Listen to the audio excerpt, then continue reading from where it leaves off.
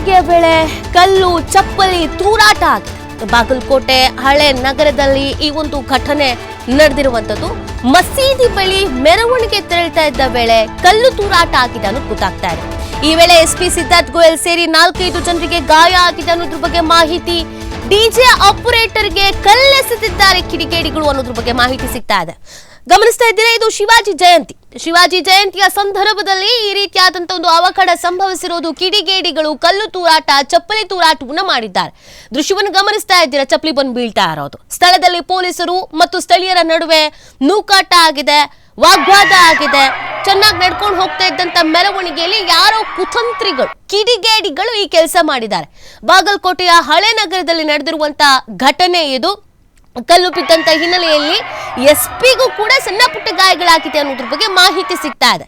ಇನ್ನು ಸ್ಥಳದಲ್ಲಿ ಈಗಾಗಲೇ ಪೊಲೀಸರು ಮೊಕ್ಕಾಂ ಹೂಡಿದ್ದಾರೆ. ಸದ್ಯದ ಪರಿಸ್ಥಿತಿಗೇನು, ಯಾವ ರೀತಿಯಾಗಿದೆ, ಅಲ್ಲಿನ ಸಿಚುವೇಶನ್ ಕಂಟ್ರೋಲ್ ನಲ್ಲಿ ಇದೆಯಾ, ಏನು ಎತ್ತ ಮಾಹಿತಿ ಸಿಗ್ಬೇಕಾಗಿದೆ. ಎಲ್ಲವೂ ನಾರ್ಮಲ್ ಆಗಿ ನಡೀತಾ ಇತ್ತು, ಮೆರವಣಿಗೆ ಸಾಕ್ತಾ ಇತ್ತು. ಈ ಸಂದರ್ಭದಲ್ಲಿ ಯಾರೋ ಕಿಡಿಗೇಡಿಗಳು ದುಷ್ಕೃತ್ಯವನ್ನ ಎಸಗಿರೋದು. ಇದರಿಂದ ಏನ್ ಸಿಗುತ್ತೆ ಅನ್ನೋದು ಗೊತ್ತಿಲ್ಲ. ಒಟ್ಟು ಸಮಾಜದ ಸ್ವಾಸ್ಥ್ಯವನ್ನ ಹಾಳು ಮಾಡಬೇಕು, ನೆಮ್ಮದಿಯನ್ನ ಹಾಳು ಮಾಡಬೇಕು ಅಂತಾನೇ ಕೆಲ ಕಿಡಿಗೇಡಿಗಳಿರ್ತಾರೆ. ಅವ್ರ ಕೆಲಸ ಇಷ್ಟೇನೆ. ನಾರ್ಮಲ್ ಆಗಿರುವಂತ ನೀರಿಗೆ ಕಲ್ಲೆಸ್ತು ಬಿಟ್ಬಿಡೋದು, ಹದಗೆಡಿಸ್ಬಿಡ್ಬೇಕು ಅಂತ. ನೋಡಿ, ನೀವು ಎರಡೂ ವಿಂಡೋದಲ್ಲಿ ಗಮನಿಸ್ತಾ ಇದ್ದೀರಾ. ಇದು ಮಸೀದಿಯ ಮುಂಭಾಗದಲ್ಲಿ ತೆರಳ್ತಾ ಇದ್ದಂತ ಸಂದರ್ಭದಲ್ಲಿ ಆಗಿರೋದು. ಒಂದು ಕಟ್ಟಡದ ಒಳಗಡೆಯಿಂದ ಚಪ್ಪಲಿ ಬಂದು ಬೀಳ್ತಾ ಇರೋದನ್ನ ನೀವು ನೋಡ್ತಾ ಇರ್ಬೋದು. ಸೊ ಇದೀಗ ಈ ವಿಚಾರ ಸದ್ದಾಗ್ತಾ ಇದೆ. ಈಗ ಸದ್ಯಕ್ಕಲ್ಲಿನ ಪರಿಸ್ಥಿತಿಗೇನು ಅನ್ನೋದ್ರ ಬಗ್ಗೆ ಮಾಹಿತಿ ಸಿಗ್ಬೇಕಾಗತ್ತೆ. ಎಲ್ಲ ಪೊಲೀಸರ ಕಂಟ್ರೋಲ್ನಲ್ಲೇ ಇದೀಗ. ಸದ್ಯ ಅಲ್ಲಿ ಎಲ್ಲ ಕ್ಲಿಯರ್ ಆಗಿದ್ಯಾ ಅಥವಾ ಜನ ಅಲ್ಲಿ ಹಾಗೆ ಇದಾರಾ, ಏನು ಎತ್ತ ಮಾಹಿತಿ ಸಿಗ್ಬೇಕು. ಶಿವಾಜಿ ಜಯಂತಿಯ ಮೆರವಣಿಗೆ ವೇಳೆ ಕಲ್ಲು ಮತ್ತು ಚಪ್ಪಲಿಯ ತೂರಾಟ.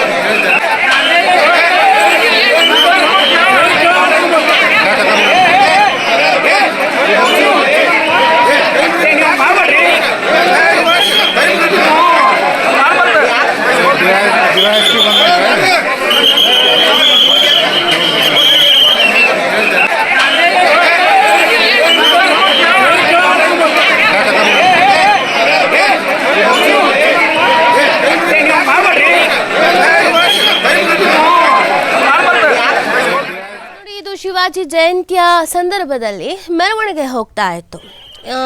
ಎಲ್ಲ ಕಡೆಯಲ್ಲೂ ಕೂಡ ನಿನ್ನೆ ಶಿವಾಜಿ ಜಯಂತಿ ಆಚರಣೆಯ ಮೆರವಣಿಗೆಗಳು ಬೇರೆ ಬೇರೆ ವಿವಿಧ ಕಾರ್ಯಕ್ರಮಗಳು ಹಮ್ಮಿಕೊಂಡಿದ್ರು. ಅದೇ ಥರ ಬಾಗಲಕೋಟೆಯಲ್ಲೂ ಕೂಡ ಮೆರವಣಿಗೆ ಹಮ್ಮಿಕೊಂಡಿದ್ರು. ಒಂದು ಮೆರವಣಿಗೆ ಅಂತಂದರೆ ಪೊಲೀಸರು ಅಲರ್ಟ್ ಆಗಿರ್ತಾರೆ, ಆಮೇಲೆ ಪರ್ಮಿಷನ್ ತೊಗೊಂಡಿರ್ತಾರೆ, ರೂಟ್ ಮ್ಯಾಪ್ ಇರುತ್ತೆ, ಇದೇ ರೂಟಲ್ಲಿ ಹೋಗಬೇಕು, ಹಿಂಗೆ ಹೋಗಬೇಕು, ಇಷ್ಟೊತ್ತಿಗೆ ಹೋಗಬೇಕು, ಇಷ್ಟೊತ್ತಿಗೆ ಭಾಗಿಯಾಗಬೇಕು. ಮತ್ತು ಪೊಲೀಸರು ಎಲ್ಲರೂ ಕೂಡ ಇರೋದನ್ನು ನೀವು ನೋಡ್ತಾ ಇದ್ದೀರಾ.